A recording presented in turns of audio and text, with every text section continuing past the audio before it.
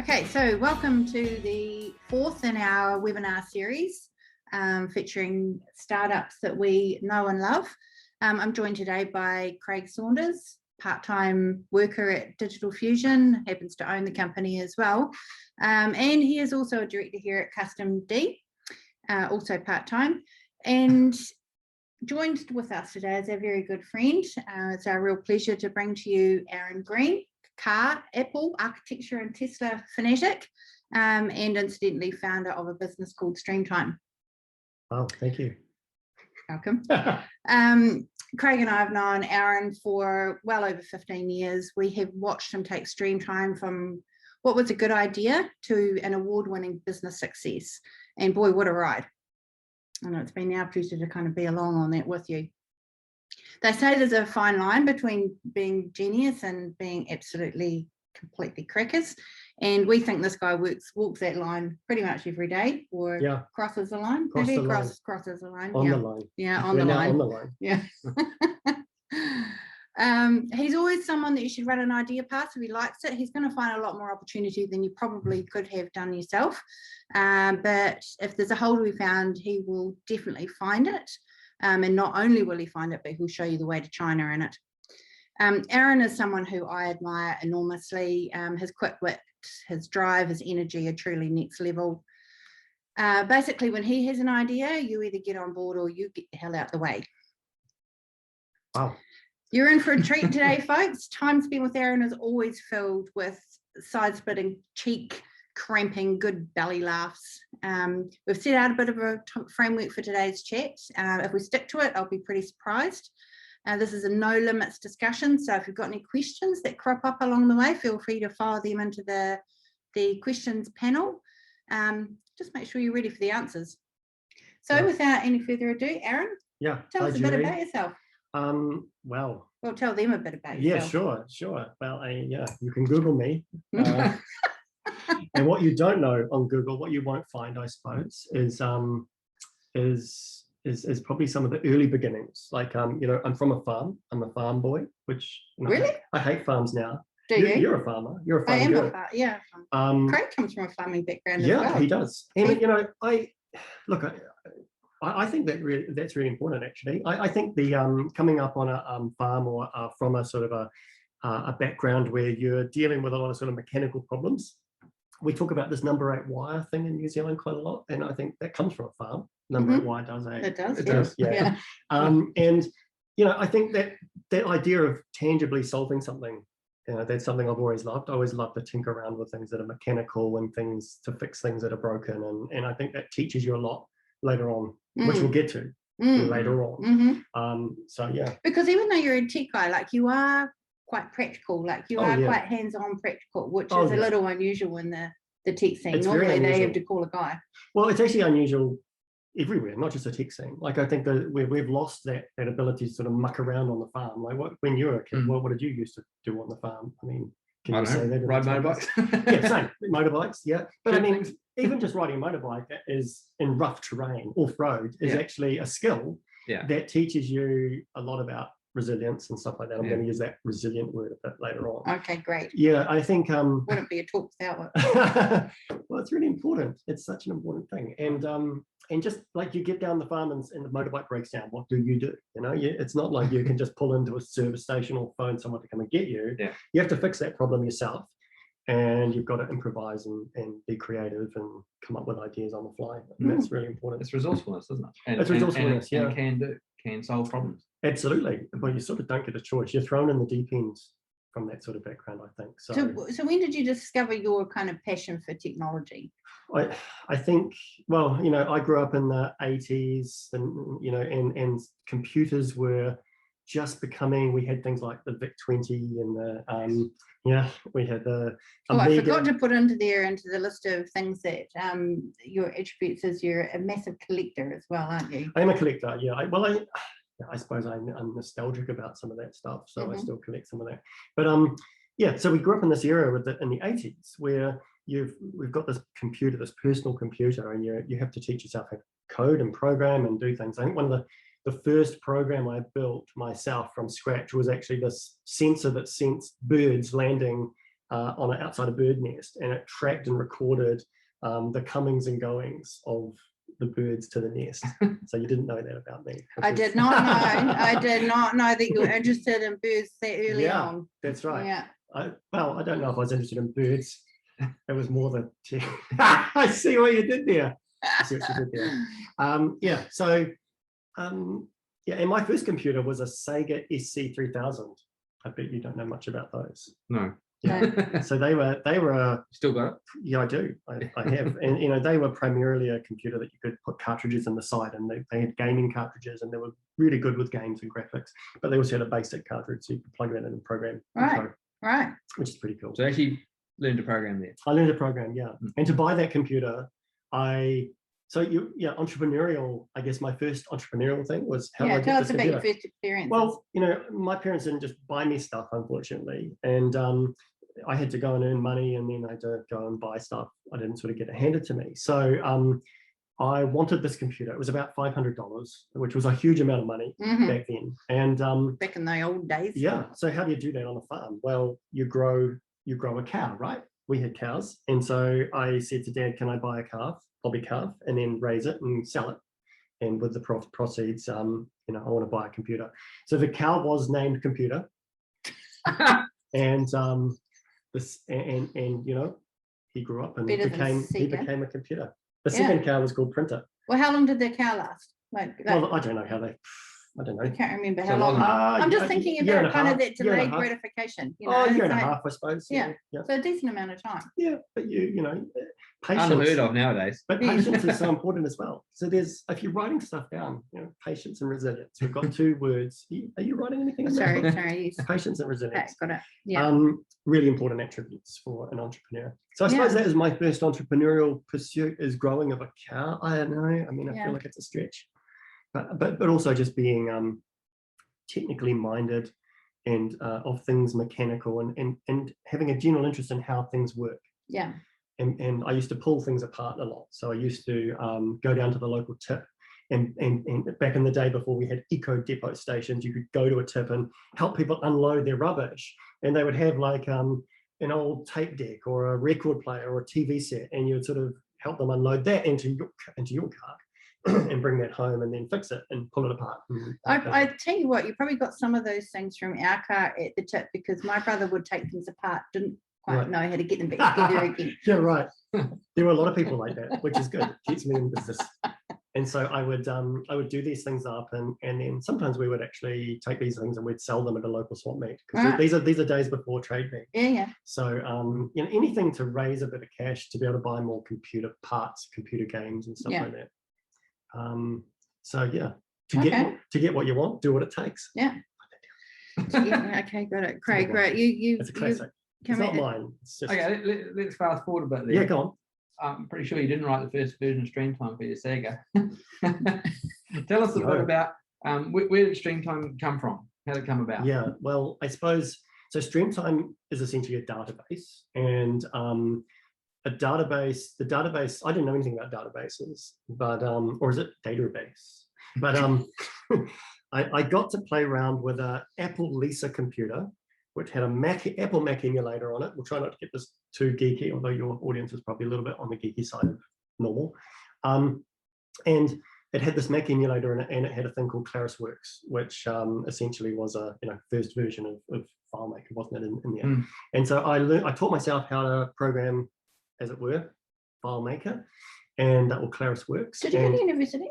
Yes, I went to university as well. What did complete waste of time. If you're at university, leave, get out there and get into the world. What did you study? I wasted 4 years at university. Computer science, engineering. I'm a couple of papers away from an engineering degree. Right. But it's a waste of time. So seriously, everyone that works for me has a degree. So if you want to go and get a degree and work for somebody, fantastic. I'd say stick it out. But if you want to actually do something like what we are doing, you don't need a degree. You just need some life experience. Where were we? Arguably, a degree gives you life experience. Don't listen to that. So I mean, hey, like I suppose I can't talk because I kind of technically got both. I'll put $1 each way, but it gave me the experience that I don't need that sort of experience. But coming back to Claris Works and FileMaker, yeah, I taught myself how to program it, and I built a database to keep track of the film files for my uncle's architectural practice, because it was like a holiday job. He said, you know, we've got all these archives. Like microfiche. Yeah, well, they were it was just files. a shed full of files, and they were kind of numbered, and a cataloging system to try and organize those. Yeah. And so I taught myself how to do a searchable database where you could actually put information in about the films and load it in, and someone could load it in, and then it could be accessed over a network. And then from there, I found that really, really interesting. So my first real job, I was selling computers, and I had a lot of access to Mac computers. Here in Christchurch at a company called Magnum Mac, probably New Zealand's largest Apple reseller, I guess, at the time. And that gave me lots of experience with Macs, and Claris Works became FileMaker. So your first job was in sales? Yes, it was sales and support. Yeah. Oh, actually, my very first job was cleaning freezer bulbs in a freezer factory for a Dutchman. That was, again, that teaches you. Sort of a cliche, isn't it? Yeah, I suppose so. Yeah. But it really does teach you patience and just focus and concentration. All you're doing is like cleaning these bulbs. It's so boring and mundane. 12 trays of bulbs a day we would clean. And but you know, sometimes you've got to do that kind of work in order to step yourself up some sort of ladder, I guess. So yeah. It's really interesting to hear you talk about patience, because it is not something I would necessarily associate with your kind of fast-paced approach to things. Yeah, I think you still you have to sort of give things a long time sometimes. So there's a lot going on, and you try a lot of things and you fail a lot of times, but you sort of still have to have that sort of long-term patience, and it sort of ties that into resilience as well. So patience with resilience combined, it's really important to sort of hold those things through. But, yeah, and I think since that little early days of Claris, I've always been tinkering around with FileMaker databases. I wrote a database for the company I worked for in the UK to track, it was called Aaron's Call Logger, and it was logging all the support calls for a London Apple dealer. And they loved it, and we extended it to include all the support tickets and all the engineering tickets and a whole lot of different things. And then from there, I came back and built another database in FileMaker that was for tracking at a pre-press studio. And then after that, we kind of got to the early versions of Streamtime. So that in-house project, you were working as a support person at that pre-press? I was the systems, I was actually the, what do you call it, group systems manager. Yeah. So I just took it upon myself to fix that problem, because we didn't have a way of doing quotes and invoicing and archiving. It was also manual, so much paperwork and so disjointed. And like organization and systemizing things really is something that I really love. Like productivity, having good productivity. I hate inefficiency. So that's what Streamtime is all about. I mean, absolutely answering the next question. Definitely. What problem did you solve with Streamtime? But that application that you built, the FileMaker, then that was Streamtime, but you it was made. Yeah, no, it wasn't Streamtime. From there to a product. Yeah. So we kind of we sort of thought we had a product, but we didn't really have a product. What we had was a custom database, and we tweaked that database for every single customer. So what we essentially did is we could count our customers in the first 2 years in one hand, and every single one of them had a slightly different version. And every time we got a new customer, we'd actually kind of improve on the iteration. The thing is, back then with FileMaker, it was very, very difficult, if not even impossible, to kind of do things like deploy version updates and stuff like that to people. So, you know, customer number 1 has version 1, customer 2 has version 1.1, customer 3 has, you know, version 2, and so on. And then to get customer version 3 back to customer 1, it was a massive job. But the good thing is, all these customers, because we didn't know how to sell the product, we were just charging hours. Right? So when we began, we were making a lot of money by going back and just and charging for all that work, because people were getting value every time we spent time updating their system, and we owned the IP at all times, so we were constantly building the product. So yeah, and I think for doing any kind of startup or any kind of business, you do have to not lose sight on actually making money. Like you can't, unless you're a non-profit or a charity, It's To pretty be honest, important. even non-profits and charities still have to. They have to survive. Yeah, Yeah. they can't just You're not spiral sustainable. and burn cash. That's right. It's really unhealthy. So in those early days when you were doing that, those different instances of it, Yep. were you thinking of it as a product?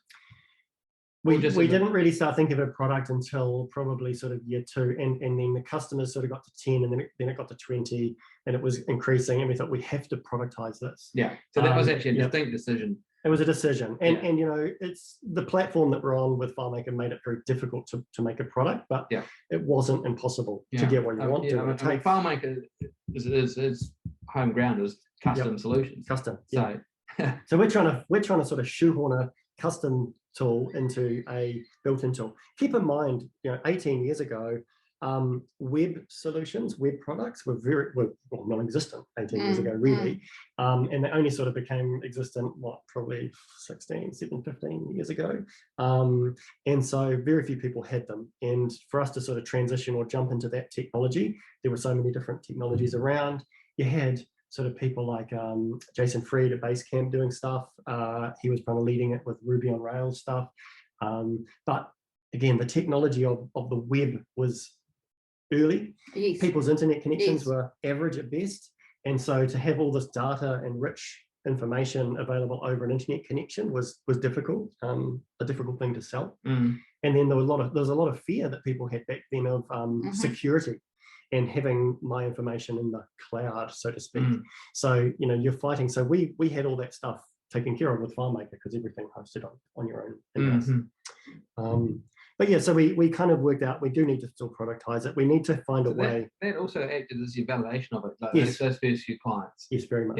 Yeah, you do. You're validating it. Yeah. And you're learning as you go on the fly, which is a good way to do it. Good way to learn. Yeah.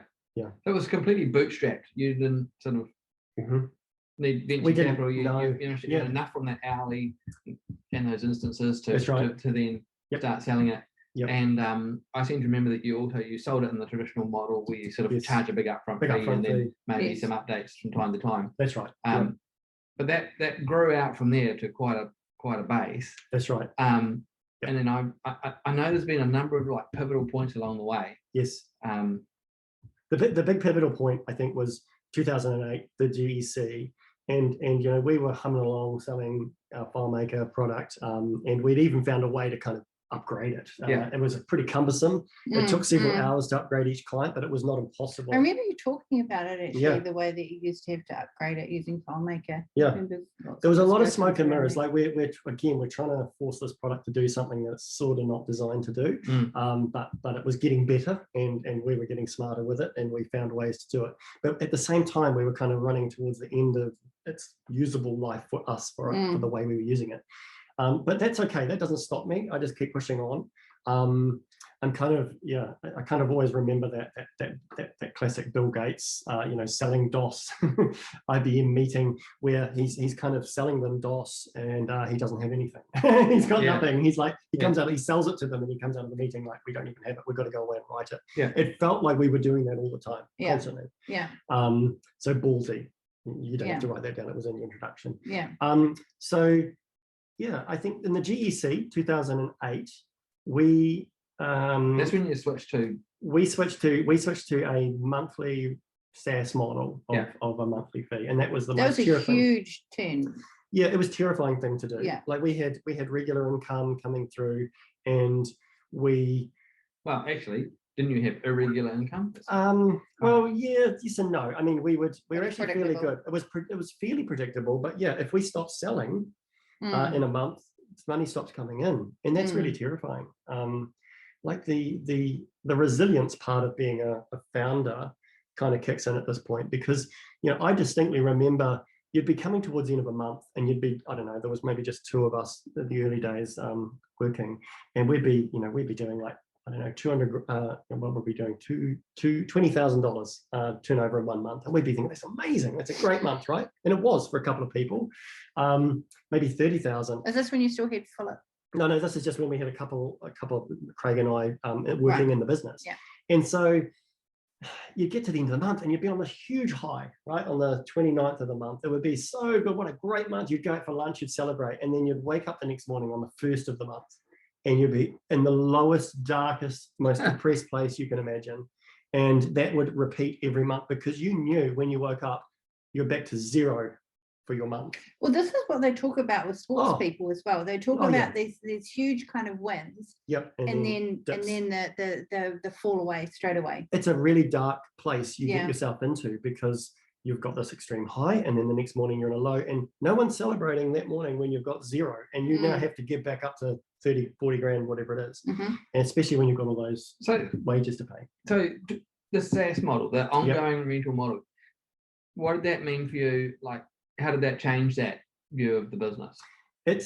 Well, it was more about being like a great mentor of mine told me, look, you're going to have to scale this business, you need to go to the sort of SaaS model. And I did all the numbers and it looked terrifying. You know, moving everybody to a small monthly fee rather than big upfront fees was going to be a massive hit on our monthly recurring. But I thought we had the money in the bank to be able to buffer it for a few months. And I did some projections. I thought it might work. None of our competitors and our direct competitors were doing it this way, so we were attacking them quite hard. Gee, that's incredible, isn't it? I mean, everybody does now. Now they do, it's the standard. No, they were all doing what we did. They were selling it with big up as much as they could possibly get up front, but that just wasn't sustainable. So we launched this. It was absolutely terrifying, but we did start to pick up a lot of customers. They're only paying, I think it was £22 per user per month. Then it's a tiny amount, you know. And our first month looked terrible. We then found out that we had this big problem because the accounts person that we had at the time maybe misled us into thinking we had this much money, but we actually kind of had this much money in the bank. And we had about a long story short, I had about $100,000 wage bill to pay, and I didn't have anything. I had a mortgage up to here. I couldn't borrow anything else from the bank. I was in the UK with my family trying to get the UK started. We're in a GFC. Isn't it a global economic crisis? Oh, whatever. The crisis of 2008. Yeah. And I was in a crisis, right? And so so what did you do? I got down on my knees and I just said, I went to my mother-in-law. My mother-in-law she is not a wealthy lady, but she had just received this inheritance, and I literally asked for all of this inheritance that she'd received from her friend to borrow. And I had worked out that I could repay it to her in 6 months with interest. Put this on your business plan. Look, it was the worst thing, it was the lowest thing I ever had to do, is to kind of get into the state. But we had momentum, and I could see that this could make or break us. And so she was very kind. She said, look, absolutely. We did it through a lawyer. We did it officially. Like an official loan was drafted. It wasn't a family. It was done by family, but it wasn't a family thing because the bank wouldn't do it. And I did. I paid her back. Things did start to pick up, started to grow, and we started to become the leading system in the UK and in Australia. And I suppose the rest is sort of history. But that was a terrifying time. Yeah, resilience. Yeah. I know. I remember you. The iPad came out around then too, 2010, I guess. Yep. By now, and you started to then incentivize people to actually prepay for time. We did. Part of the measures that you kind of invented to get you through. That's right. Yeah. So the iPad came out, and we had an iPad app, a native iOS app, and we were one of the first to get an iOS app up and going, and in the App Store. Ernest. What's that? Yeah, Ernest used to work for you guys.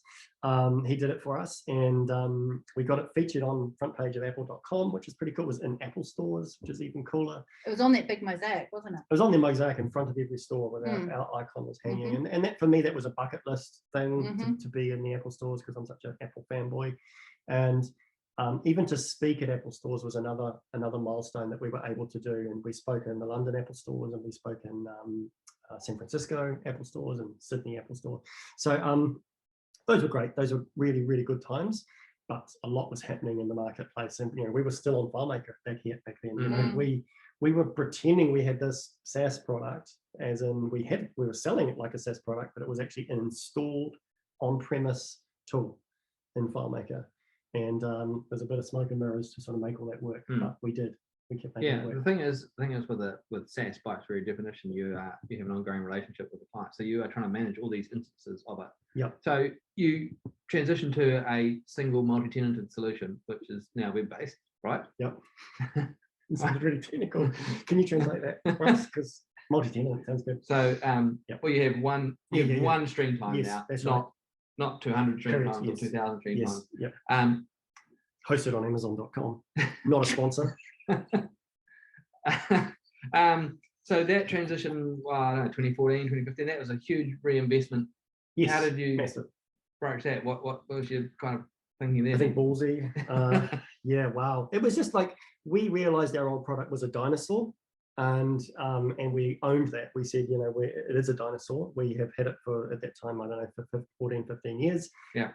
It's pretty long for a software Yeah, product. we're going to rewrite it from scratch. We're gonna actually rethink it from scratch as well, not just rewrite it. We're rethinking it, and that you can find out all about that on one of the links below through the journey that we took to do it. But essentially, we hired an agency to work with us, and we interviewed a lot of customers, but we also interviewed people that weren't customers, and we looked at what was going on in the industry, and we started to liken our product to things that were lovable. So we looked at tools like an Apple Fitness, and like the Nike Run Club, and we looked at stuff that people like using on their apps, and apps that they love using, and how do they work, and what is it that gives you that sort of feel-good feeling when you use an app.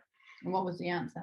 Well, the answer, and we also looked at the industry and what they loved and hated about it. And what the answer was is, the big resounding message that we got right up front was timesheets suck. Like nobody likes doing timesheets. And there was a small problem. Love them. Well, there's a small well, as a business owner, you would.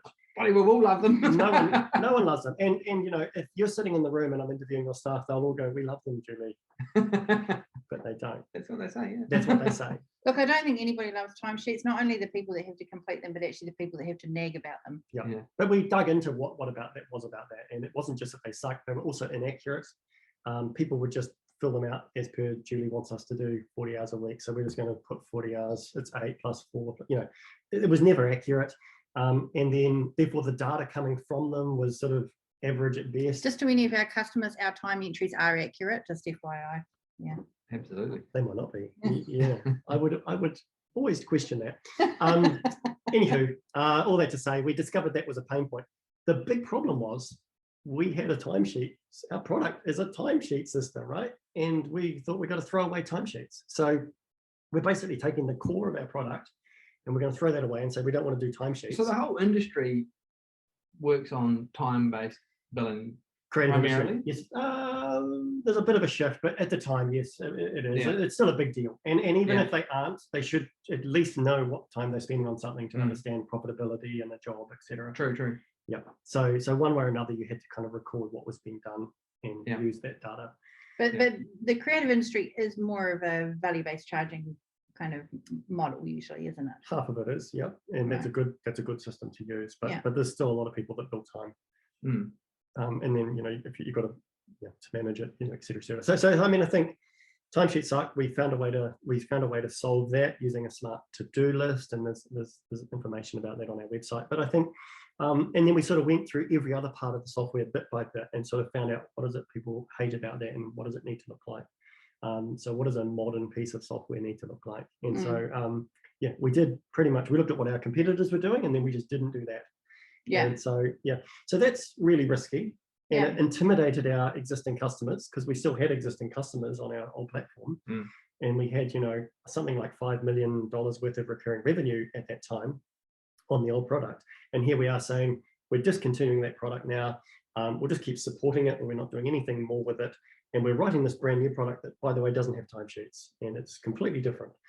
And it's from scratch, and it's on the web. That's a big expectation to tell your customers that they have to change. Oh yeah, and they didn't really like it. I mean, they were intimidated by it, and but they were intrigued. Some of them were early adopters, and they would jump in and they would have a play with it and go, "Oh, it's kind of cool," but I'm going back to what I have because old Streamtime has got 15 years of product. There's a lot of stuff that it does, and even though it's a dinosaur, it got the job done, and so they weren't going to change in a great hurry.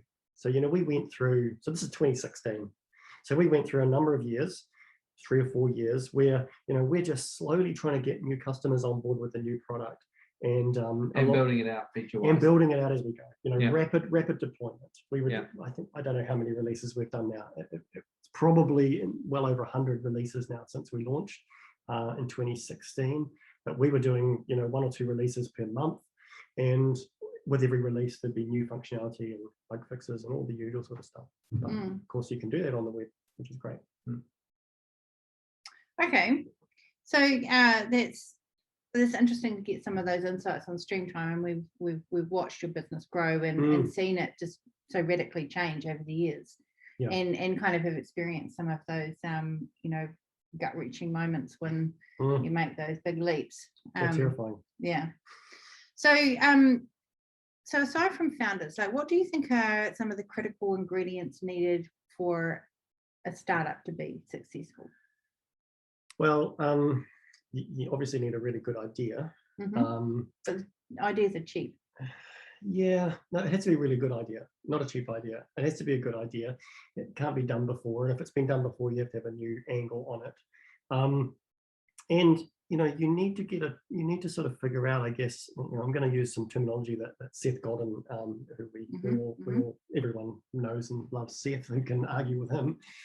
He talks about your tribe, and your tribe of people that are around your idea. So whatever your idea is, it's you've got to have a tribe of followers that sort of also gravitate towards your idea. So we had a lot of people that were really enthusiastic about Timesheets Suck at the very beginning, and so we had a huge tribe of people, and we had lots of people trialing it. But it actually turned out that getting rid of just timesheets and that alone was sort of only attracting really small 1-2 person teams, and who just sort of wanted quicker ways to do them for themselves. They weren't the sort of ultimate target that we wanted, which was sort of a more of a small to medium-sized business with a bigger team. So we had to keep refining the product around that. But anyway, coming back to sort of the tribe of people that follow you, you've got to have your idea. You've got to have something, a kind of a cause that people get behind.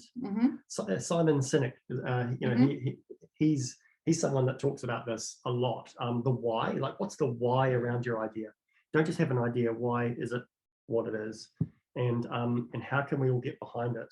And how can other people get behind it? And most importantly, how can your team, your staff, get behind it? Because they won't get behind you as a person necessarily. They'll get behind your idea, your vision, your cause. Right. So it's got to be a good idea. You've got to have a cause. Yeah. And you've got to have a founder at the heart of it all, kind of sharing the vision with resilience. That puts on the face every day. There is like everyone looks to that person to give them the guidance that they need to keep going. You'll have heaps waited on you. You'll become a counselor to your team, and you have to be prepared to do that. And to me, that's one of the greatest privileges of being a founder, actually. I mean, our team, I don't work in the business day to day now. I've got a wonderful general manager that runs the business in Sydney, and but our team is, spending time and getting to know everybody in our team has been an incredible privilege over the 18 years, and I consider them all friends. Wow, 18 years. Yeah, it was 19 this year. Yeah. Was it difficult to get like them on board with the new product, or was it easy? Exciting. It's never easy, but I mean, I think you do have to have you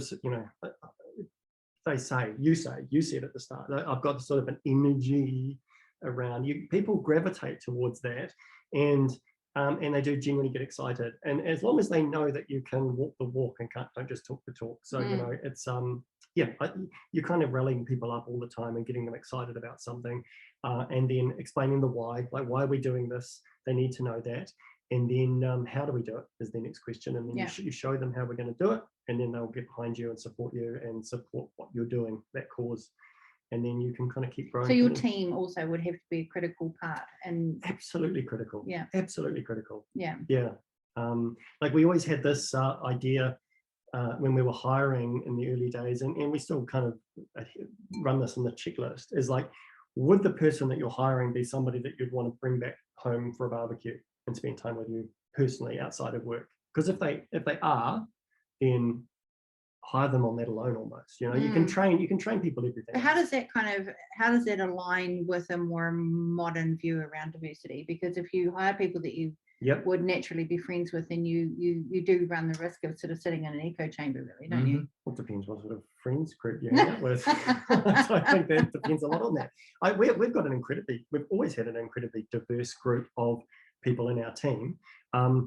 that probably comes about though for us because we started hiring outside of Christchurch, the South Island. I think we could have a whole different podcast about how perhaps non-diverse we are in this island. But when you're in Sydney, when you're in London, you're hiring. I've got office person in Dublin. It's we've got all kinds. I've got an office in Ghent and Belgium. And there's a lot of different cultural backgrounds that people bring to the table.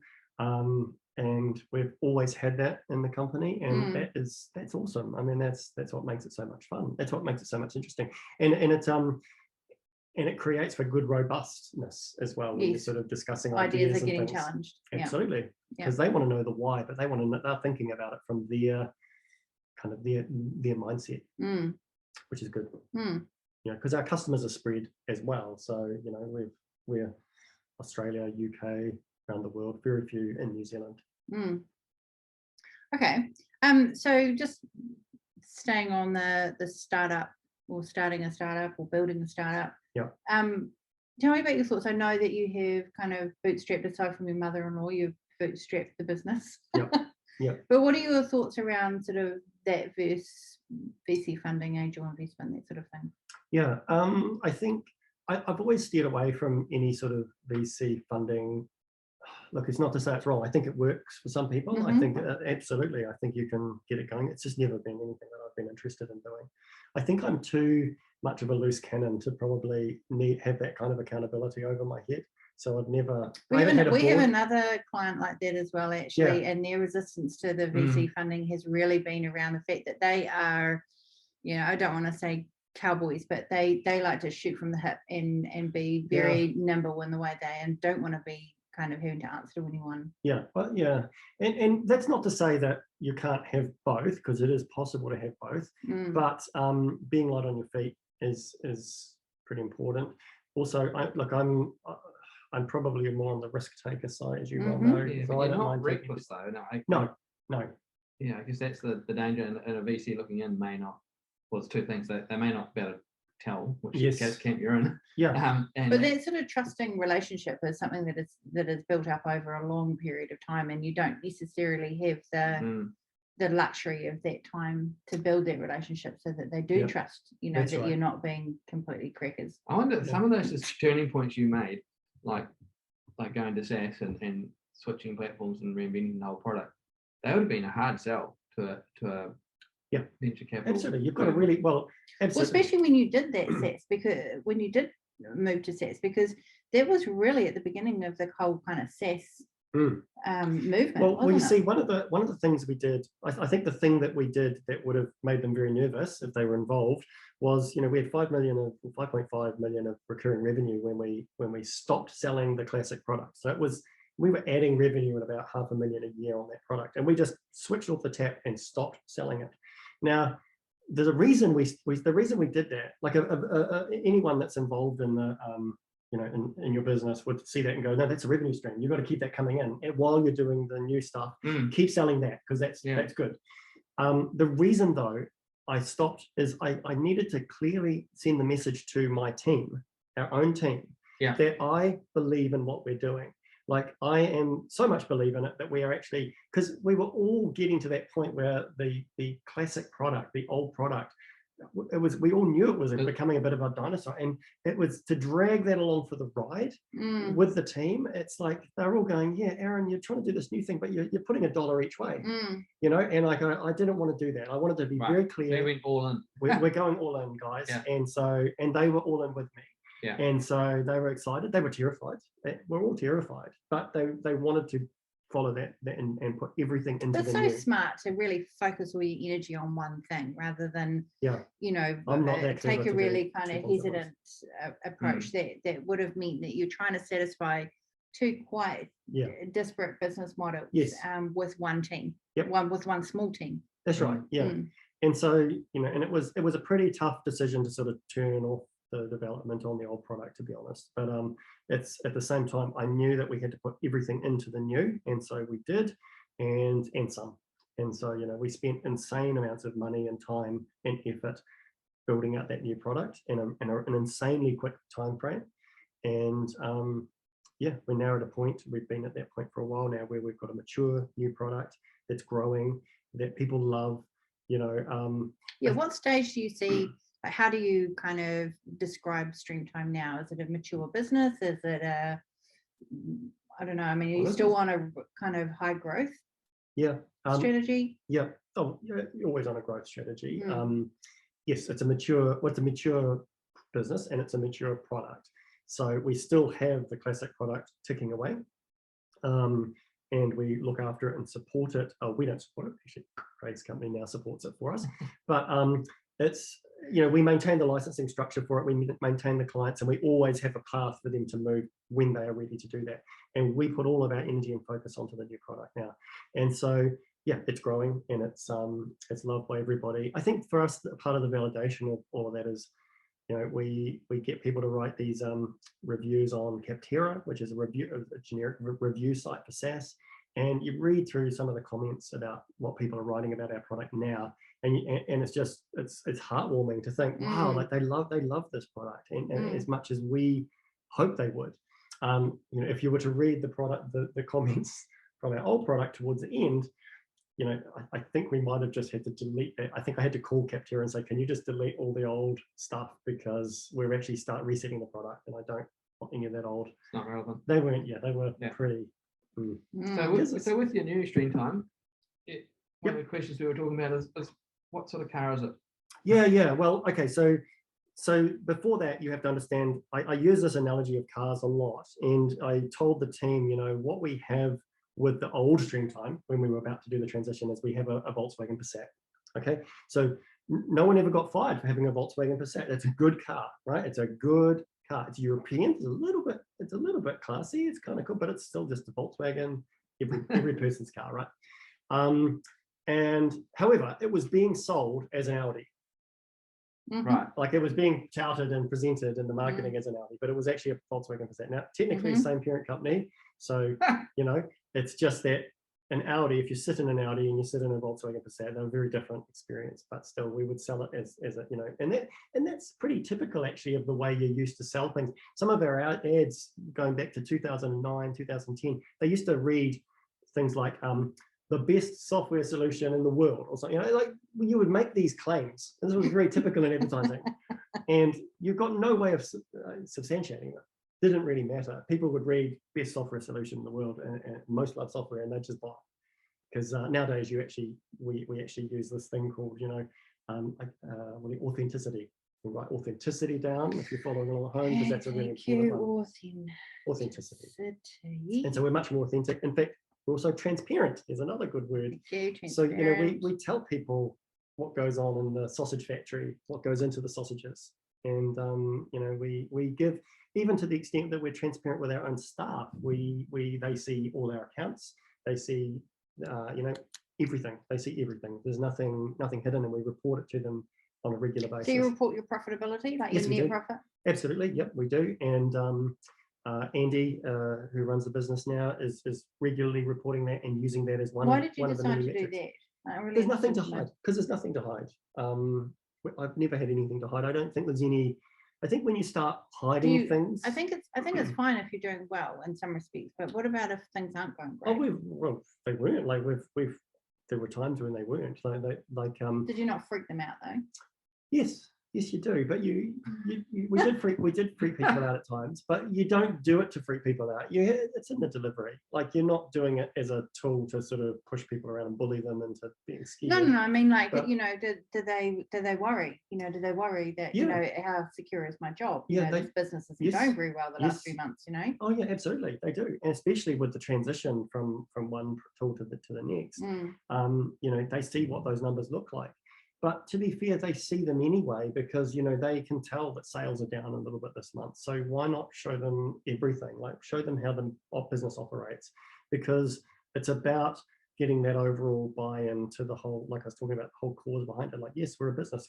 We're not ashamed of being a profitable business, because a profitable is a healthy business.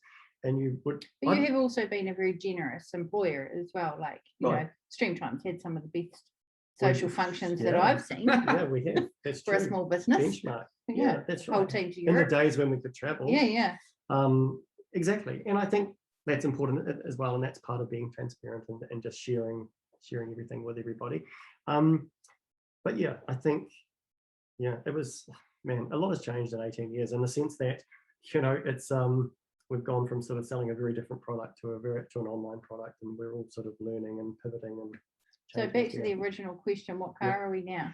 Okay, so now, yeah, absolutely. Well, now we are.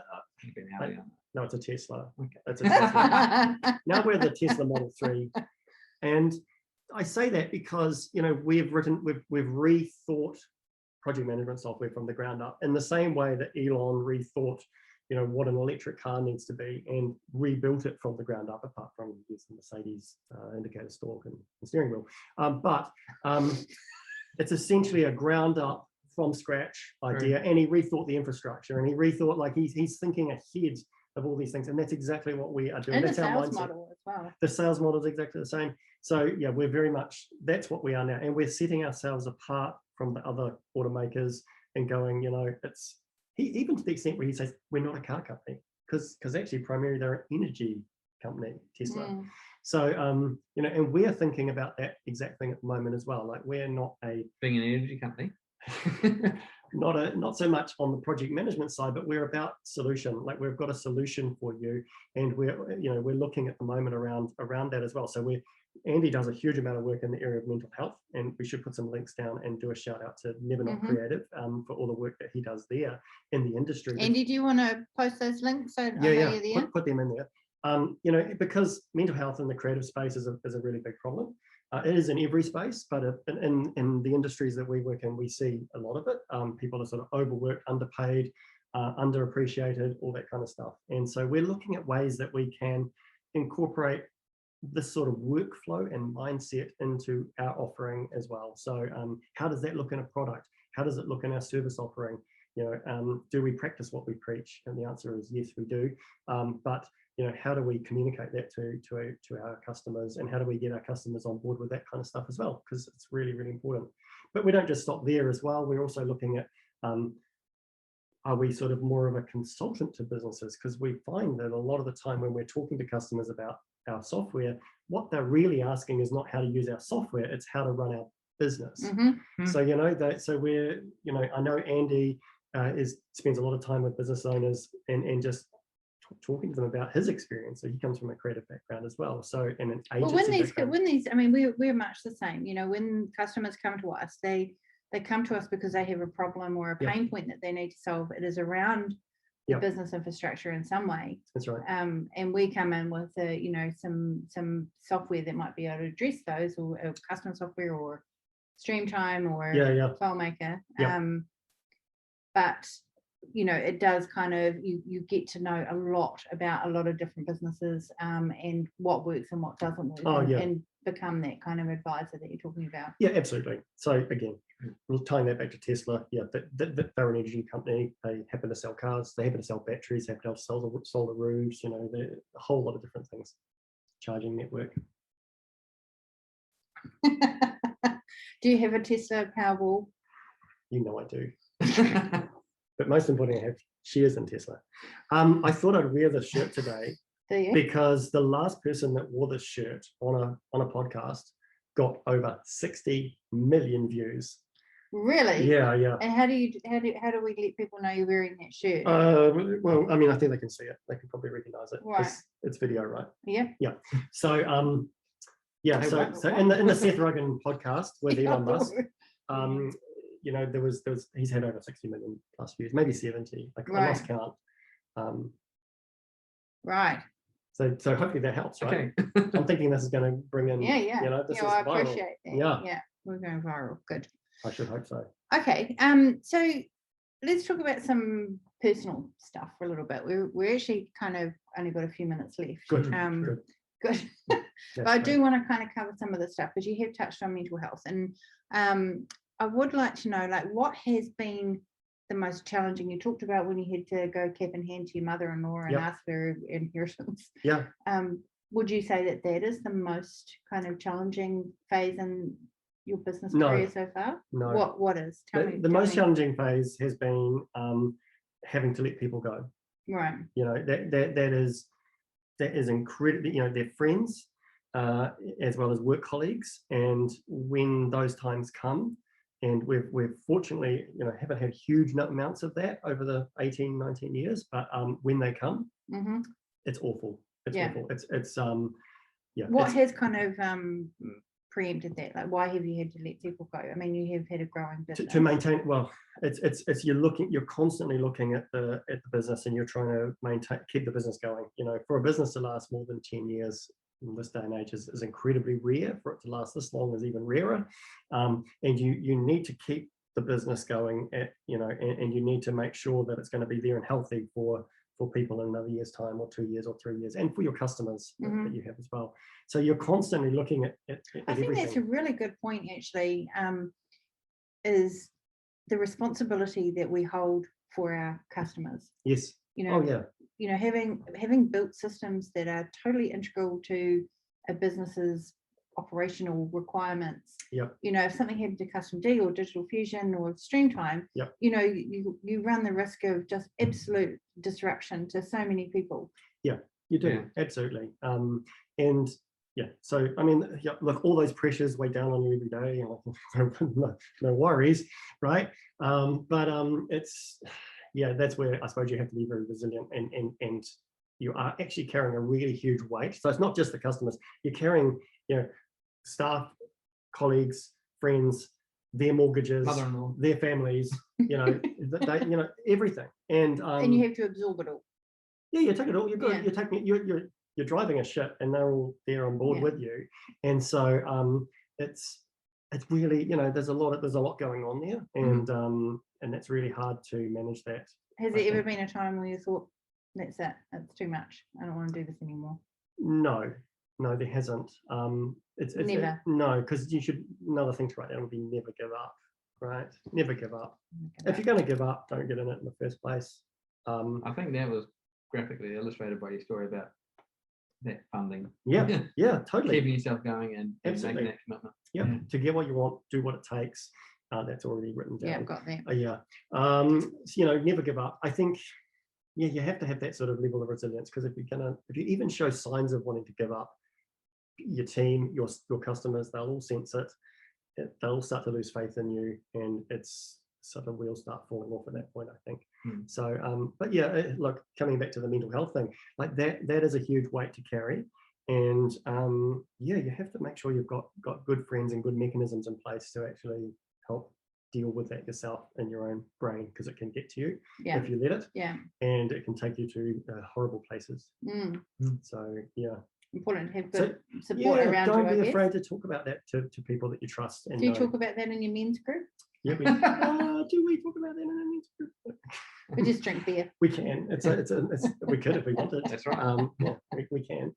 But Okay. So just quickly, give top reads, podcasts. Top reads. I think we've said a few of them already. So anything by Seth Godin is great. Purple Cow comes to mind. Create something that sort of sets apart. These are old classics, but they're still really good. Simon Sinek. Look for his TED Talk. I think it's the second largest TED Talk ever done. He talks about why you're doing something, what's central around that. I enjoyed Elon's autobiography. Was it autobiography? Whatever it was. I enjoyed that. Hang on, we're getting word that the microphone is blocking the t-shirt. Oh, shit. Yeah, well. Yeah, okay. Wriggle that way. Yeah, Occupy Mars. Just Google it. Seriously. I think so that I enjoyed that book, because I enjoyed understanding Elon's background in particular. Came from nothing. He's got a really interesting story. The first part of that book is really interesting, where he talks about his parents and the grandparents and being flown into the middle of South Africa and dropped off on a plane, and then just the whole family is sort of just left to fend for themselves with lions and tigers, and it's nuts. Like, it's ultimate resilience. I love it, and clearly that kind of stuff has transpired somehow through DNA and mechanics and goodness knows brain implants to him, which is pretty cool.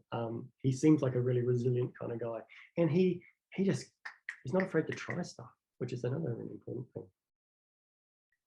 Right, Craig, last question, because we have like 5 minutes left. Well, probably the most exciting question: where are we going in the next 10 years? Yeah. What's ahead on the technology horizon? Look, I can't predict the future, but I would definitely, I think you can't really talk about the future without mentioning Kathy Wood. And if you don't know who she is, you need to Google her immediately, because she very much looks at, particularly in the tech space and the bioscience space, and now it's kind of a shortcut to knowing what's happening, isn't it? I mean, they're doing the research. Yeah, she does a huge amount of research. She's knows how to articulate her thoughts, and she's got a really good track record, and it's worth listening to her in terms of someone to look a little bit into the future. But yeah, she looked, well, quoting her, she looks a lot into genomic sequencing, and she's just recently launched an area for space. In space, that's another area I think we want to look at for future. It's quite funny, I think some people, not everybody, some people kind of laugh at some of the stuff that's happening now and poo-poo it a wee bit. Those same people were the ones that were poo-pooing the very first iPhone when Craig and I, had them and were showing people, and they're like, what the heck is? I remember that down on the strip in Christchurch. Yeah. What are you guys doing? Like, seriously, put that away. Get your Nokia flip phone out, y'all. 2160 or 6120 or whatever it is. But we were right. Obviously, we took the right path, which is pretty cool. So, I don't know, the future. I think the future is really exciting. Yeah, I think the future is really exciting, and embrace it, get into it. Okay, well, I think that's pretty much all we've got time for today. But it has just been a really interesting chat, and always good times with you, Aaron. Well, thank you. Yeah, it's funny how well we know you, and you've been there. Yeah, I can't believe how much we've just learned. New stories. And you talk a lot. I know, I do. I'm sorry. I thought I'd better bring new material to the table. Oh, thank you. Appreciate it. No Keeping it problem. fresh. Yeah, no problem. Yeah. No problem. Okay, well, thanks everyone for joining us. And before you go, you need to go onto my YouTube channel. Oh yes, 9 and 3. 9 and 3. Subscribe, because the only way I can monetize this channel is to have 1,000 subscribers. So if we can get 1,000 of you to get on that channel and subscribe, just smash that like button, okay, and subscribe, y'all. Yeah, unashamed plug of his YouTube channel. It's going to make me a fortune. That's the real future, YouTube. Yeah. Oh yeah, unquestionably. Radio. Okay. Bye-bye. Yeah. Yeah.